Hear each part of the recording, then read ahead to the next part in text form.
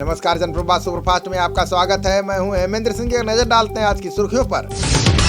मोदी ने national metrology conclave का उद्घाटन किया। उन्होंने इस मौके पर एटॉमिक टाइम स्केल और भारतीय निर्देशक द्रव्य राष्ट्र को समर्पित किया। साथ ही राष्ट्रीय पर्यावरण मानक प्रयोगशाला की आधारशिला भी रखी। इस मौके पर केंद्रीय मंत्री डॉक्टर हर्षवर्धन भी मौजूद रहे। मोदी ने कहा कि नेशनल एटॉमिक टाइम स्केल भारतीय मानक समय नैनो सेकेंड की सटीकता देता है।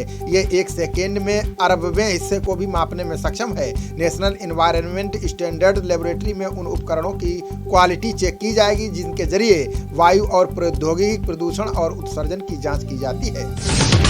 पीएम मोदी ने कहा कि कोरोना वैक्सीन का बड़ा प्रोग्राम शुरू हो रहा है। हमें अपने वैज्ञानिकों के काम पर गर्व है। नए साल में भारत में 2 कोरोना वैक्सीन को मंजूरी मिली है। हमारे देश की क्वालिटी स्टैंडर्ड ये तय करेंगे कि दुनिया में भारत और भारत के प्रोडक्ट्स की ताकत कितनी बढ़े। 2 भारतीय वैक्सीन के आपात इस्तेमाल को DGCI ने मंजूरी दे दी है। इसमें पुणे स्थित सीरम इंस्टीट्यूट ऑफ इंडिया की कोविशील्ड और जायडस कैडिला की वैक्सीन शामिल है। स्वास्थ्य मंत्रालय ने बताया कि भारत में इन वैक्सीनों ने क्लिनिकल परीक्षण पूरा कर लिया है। निजी अस्पतालों और कंपनियों को कोरोना वैक्सीन मार्च तक मिलनी शुरू हो जाएगी। सीरम इंस्टीट्यूट के मुख्य कार्यकारी अधिकारी अदार पूनावाला ने कहा कि 50 से 60 मिलियन खुराक की पहली किस्त की आपूर्ति जल्द ही की जाएगी। 400 से 540 रुपए इसकी कीमत होगी। भारत में कोविड-19 रोधी 2 टीकों के आपात इस्तेमाल को मंजूरी दिए जाने पर पीएम मोदी ने बड़ा बयान दिया है। पीएम ने कहा कि कोरोना वायरस महामारी के खिलाफ भारत की जंग में निर्णायक क्षण आ गए हैं। इससे कोविड मुक्त भारत की मुहिम को बल मिलेगा। भाजपा अध्यक्ष जेपी नड्डा ने वैक्सीन पर सवाल उठाने वाले नेताओं पर पलटवार किया। नड्डा ने कहा कि जब भी भारत कोई बड़ी उपलब्धि हासिल करता है तो विपक्षी दल अजीब थ्योरी पेश करते हैं। कांग्रेस समेत अन्य विपक्षी दल विफल राजनीतिक और दकियानूसी एजेंडे पर काम कर रहे हैं। केंद्रीय मंत्री गिरिराज सिंह ने वैक्सीन पर हो रहे विवाद को दुखद बताया। उन्होंने इस तरह की राजनीति को खारिज किया। उन्होंने कहा कि विपक्षी दलों को लोगों की जान से खिलवाड़ बंद कर देना चाहिए। दूसरे मुद्दों पर राजनीति करनी चाहिए। पूरा देश वैक्सीन को लेकर खुश है। उत्तर प्रदेश के स्वास्थ्य मंत्री जयप्रताप सिंह ने अखिलेश यादव को अपरिपक्व नेता बताया। उन्होंने कहा कि अखिलेश यादव ने वैक्सीन न लगवाने की बात कहकर वैज्ञानिकों और डॉक्टरों का अपमान किया है। उन्होंने अखिलेश को वैक्सीन लगवाने का निमंत्रण भी दिया। बसपा अध्यक्ष शिवपाल सिंह यादव ने कोरोना वैक्सीन के बनने का स्वागत किया। उन्होंने कहा कि वे कोरोना टीका लगवाने के लिए तैयार हैं। ये मोदी सरकार की नीतियों और वैज्ञानिकों की मेहनत का परिणाम है कि जल्द ही देश को वैक्सीन मिलने वाली है। भारत का संयुक्त राष्ट्र सुरक्षा परिषद में आज से 2 साल का कार्यकाल शुरू हो गया है। संयुक्त राष्ट्र के गलियारे में तिरंगा लग गया है। संयुक्त राष्ट्र में भारत के स्थायी प्रतिनिधि TS त्रिमूर्ति तिरंगा झंडा लगाएंगे। समारोह में उनका संक्षिप्त भाषण होगा। राजधानी में बारिश ने रविवार को 10 साल का रिकॉर्ड तोड़ दिया है। मौसम विभाग ने दिल्ली NCR में आज ऑरेंज अलर्ट जारी किया है। आज भी दिल्ली NCR में बारिश के साथ ओले पड़ने की संभावना है। इस दौरान 30 किलोमीटर प्रति घंटा की रफ्तार से हवा चलने की संभावना जताई गई है। उत्तर भारत समेत दिल्ली में आगामी 2 दिनों में तेज बारिश के साथ ओले पड़ने की संभावना है। इसके बाद फिर से शीतलहर चलेगी। मैदानी इलाकों में बारिश और पहाड़ी इलाकों में बर्फबारी हो रही है। मौसम विभाग ने कहा है कि 5 जनवरी तक ऐसे ही हालात रहेंगे। कश्मीर में चारों तरफ बर्फ ही बर्फ दिख रही है। हिमाचल प्रदेश, श्रीनगर, गुलमर्ग और तमाम पहाड़ी इलाकों पर बर्फबारी जारी है। श्रीनगर में करीब 4 इंच तक बर्फबारी हुई है। श्रीनगर एयरपोर्ट पर उड़ानों की आवाजाही प्रभावित हुई है। जम्मू श्रीनगर नेशनल हाईवे भी बंद कर दिया गया है। पीएम मोदी मंगलवार को कोच्चि मंगलुरु प्राकृतिक गैस पाइपलाइन को देश को समर्पित करेंगे। पीएमओ ने कहा है कि एक देश एक गैस ग्रिड की दिशा में ये योजना मील का पत्थर साबित होगी। 450 किलोमीटर लंबी पाइपलाइन का निर्माण गेल इंडिया लिमिटेड ने किया है। सोमवार को सरकार और आंदोलनकारी किसान संगठनों के बीच 8वें दौर की वार्ता होगी। सरकार और किसान संगठनों के साथ साथ समूचे देश दुनिया की नजर इस वार्ता पर टिकी है। सरकार कानून वापस लेने को तैयार नहीं है, वहीं किसान इससे कम पर मानने को राजी नहीं है। किसान संगठनों से बातचीत से पहले अमित शाह, कृषि मंत्री नरेंद्र तोमर और राजनाथ सिंह ने बैठक की। वार्ता में भी सभी 40 किसान संगठनों के नुमाइंदे शामिल होंगे। बातचीत के लिए किसान नेता डॉक्टर दर्शन पाल, हन्नान मोल्लाह, बलबीर राजेवाल अधिकृत होंगे। किसान नेता राकेश टिकैत ने कहा कि आज की बैठक में कई मुद्दों पर चर्चा होगी। सरकार को समझना चाहिए कि किसानों का आंदोलन दिल से है। कानून वापसी के बिना किसान पीछे नहीं हटेंगे। सरकार कानून वापस ले, स्वामीनाथन रिपोर्ट लागू करे और MSP पर कानून बनाए। राहुल गांधी ने कृषि कानूनों को लेकर केंद्र पर बड़ा हमला बोला है। उन्होंने कहा है कि पीएम मोदी कारपोरेट मित्रों के हितों की रखवाली के लिए काम कर रहे हैं। देश में फिर से गुलाम भारत जैसी स्थितियां हैं। किसान चंपारण जैसी स्थिति झेलने जा रहे हैं। सोनिया गांधी ने किसानों के प्रदर्शन को लेकर केंद्र सरकार की आलोचना की है। सोनिया ने कहा है कि देश की आजादी के बाद से पहली बार ऐसी अहंकारी सरकार सत्ता में आई है जिससे अन्नदाताओं की पीड़ा दिखाई नहीं दे रही है। सोनिया ने नए कृषि कानूनों को बिना शर्त फौरन वापस लेने की मांग की है। केंद्र के नए कृषि कानूनों के खिलाफ दिल्ली की सीमा पर प्रदर्शनकारी किसानों के तंबुओं में बारिश का पानी भर गया। इस दौरान किसानों के कंबल और बिस्तर भी भीग गए। इसके अलावा ईंधन और अलाव की लकड़ियां भी गीली हो गईं। किसानों की बारिश से परेशानी बढ़ी है, लेकिन वो लोग बॉर्डर पर डटे हुए हैं। ओडिशा में 11 जनवरी से अंतिम वर्ष के छात्रों के लिए कॉलेज और विश्वविद्यालय में कक्षाएं शुरू हो जाएंगी। सीएम नवीन पटनायक ने कहा कि पहले सेमेस्टर की परीक्षाएं 16 से 31 मार्च के बीच होंगी। वहीं अंतिम सेमेस्टर की परीक्षाएं 16 जून से 30 जून के बीच होंगी।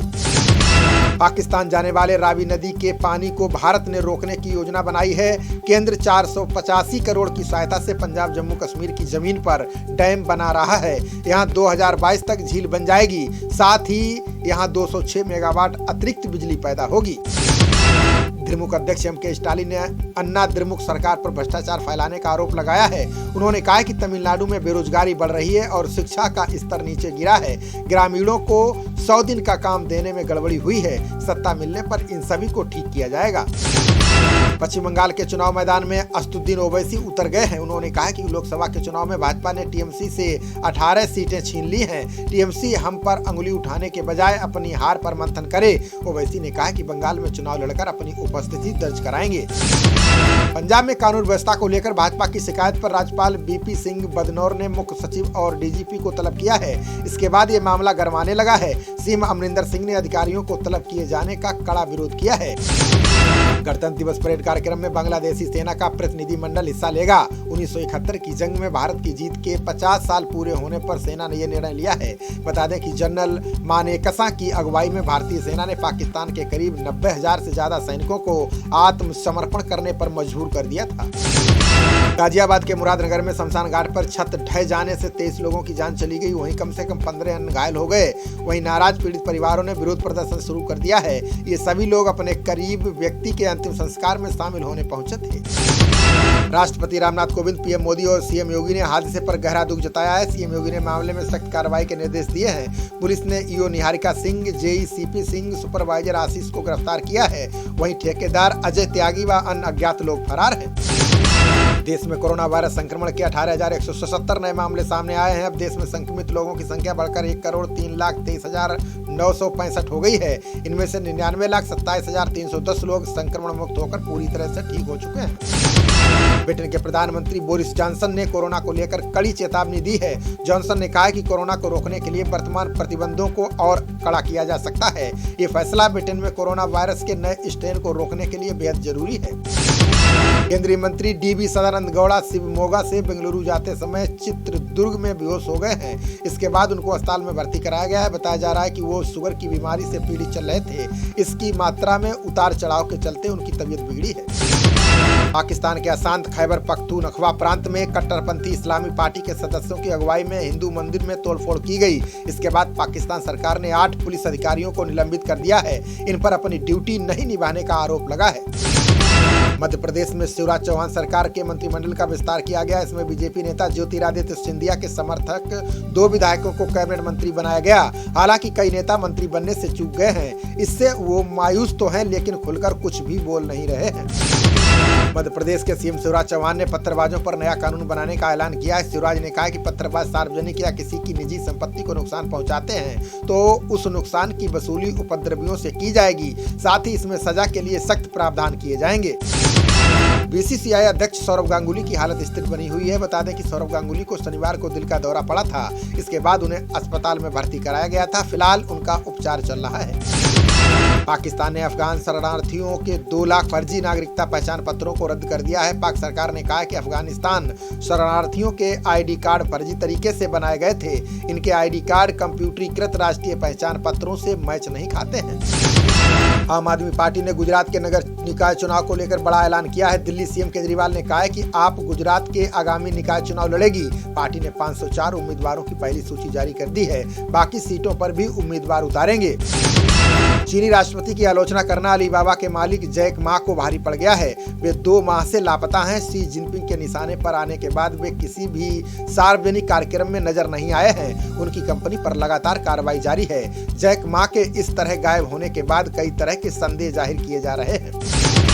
चीनी कंपनी को दिल्ली मेरठ RRTS परियोजना के भूमिगत मार्ग के एक हिस्से के निर्माण का ठेका दिया गया है। ये ठेका राष्ट्रीय राजधानी क्षेत्र परिवहन निगम ने दिया है। कंपनी परियोजना के तहत न्यू अशोकनगर से साहिबाबाद तक 6 किलोमीटर के भूमिगत मार्ग का निर्माण करेगी। मध्य प्रदेश सरकार ने भोपाल को छोड़कर राज्य के सभी कोविड केयर सेंटरों को बंद कर दिया है। सीएम शिवराज ने कहा है कि अब कोरोना के मरीज नहीं आ रहे हैं, इसलिए कोविड केयर सेंटर बंद किए गए हैं। हालांकि भोपाल का कोविड केयर सेंटर चलता रहेगा। यूपी के भदोई में इंस्पेक्टर समेत 5 पुलिसकर्मियों को निलंबित किया गया है। इन 5 पुलिसकर्मियों ने लॉकडाउन के दौरान प्रवासी मजदूरों को लेकर जाने वाले वाहन मालिक समेत 3 लोगों को गिरफ्तार किया था। इन पर मानव तस्करी समेत कई धाराओं में फर्जी केस दर्ज किए गए थे। बिहार में स्कूल, कॉलेज, विश्वविद्यालय आज से खोल दिए गए हैं। सीएम नीतीश ने कहा है कि शिक्षण संस्थानों के प्रबंधन को निर्देश दिया है कि संस्थानों को कोरोना प्रोटोकॉल के तहत खोलना होगा। बता दें कि कोरोना के चलते 9 महीने पहले इन्हें बंद किया गया था। दहशतगर्द के वित्त पोषक के आरोपों में पीडीपी के एक वरिष्ठ नेता को एनआईए ने गिरफ्तार किया है। वहीं पार्टी नेता की गिरफ्तारी पर महबूबा मुफ्ती ने कहा है कि उनके नेताओं को फर्जी तरीके से फंसाया जा रहा है। अगर एक भी मामला साबित हो जाए तो वो हर परिणाम भुगतने को तैयार है। वैक्सीन पर पॉजिटिव खबरों से शेयर बाजार ने नया रिकॉर्ड बनाया है। पहली बार सेंसेक्स 48,000 के पार खुला है। सेंसेक्स 236 अंक ऊपर चढ़कर 48,105 के स्तर पर खुला। वहीं निफ्टी 74 अंक चढ़कर 14,092 के स्तर पर खुला। उत्तर प्रदेश में मार्च तक जिले के अंदर शिक्षकों के तबादले होंगे। वहीं पारस्परिक तबादले फरवरी तक किए जाएंगे। बेसिक शिक्षा महानिदेशालय ने शासन को इसका प्रस्ताव भेजा है। जिलों में एक स्कूल से दूसरे स्कूल में तबादले के लिए भी अलग से आवेदन लिए जाएंगे। अमेरिका का संसद सत्र कोविड-19 संकट के बीच शुरू हो गया है। अमेरिकी संसद के नए सत्र में नवनिर्वाचित सांसदों को शपथ दिलाई जाएगी। हालांकि अमेरिकी सत्र में देरी होने की वजह कोरोना को बताया गया है। सांसदों की शपथ के बाद कोरोना पर चर्चा होने के आसार हैं। केंद्रीय जीएसटी अधिकारियों ने दिल्ली में अवैध पान मसाला निर्माण कंपनी पर बड़ी कार्रवाई की है। जीएसटी टीम ने कहा है कि कंपनी ने अवैध तरीके से 830 करोड़ रुपए से अधिक की कर चोरी की है। इस मामले में कंपनी अधिकारी को गिरफ्तार किया गया है। यूपी के एटा में पाकिस्तान मूल की महिला पर केस दर्ज किया गया है। ये महिला एटा जिले में करीब 35 साल से अवैध रूप से रह रही थी। साथ ही उसने फर्जी तरीके से दस्तावेज बनवा लिए थे। इसी के सहारे गाँव की कार्यवाहक प्रधान भी बनी है।